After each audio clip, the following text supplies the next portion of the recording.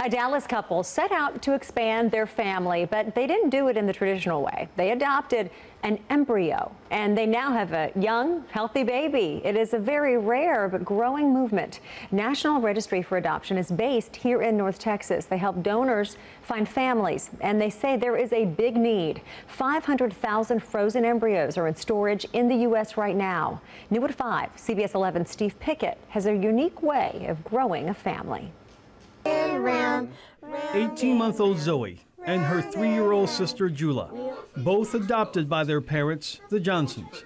But Zoe's adoption and her birth delivery were one and the same. She is my adopted child. She's not genetically related to me. However, I didn't have to give up the experience of being pregnant. Karis Johnson carried Zoe through a complete pregnancy. Doctors implanted an embryo, a donated embryo from someone else. They call it embryo adoption.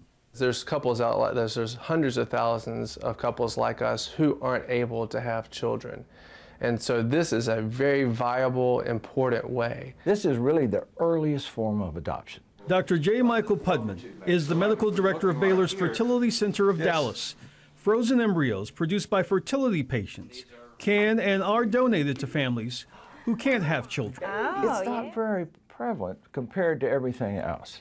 But for a certain segment of the patients that we see, it's critical for them to know about it. When we speak to people about embryo adoption, I would say 90% are unaware that it's an opportunity. And so Katie Klein joined Karis Johnson to create an embryo adoption registry, connecting families who want children with families who have embryos. My hope is just that anyone out there that doesn't know about embryo adoption would be able to hear our story and it touch their hearts as deeply as it's touched ours. Steve Pickett, CBS 11 News, Dallas.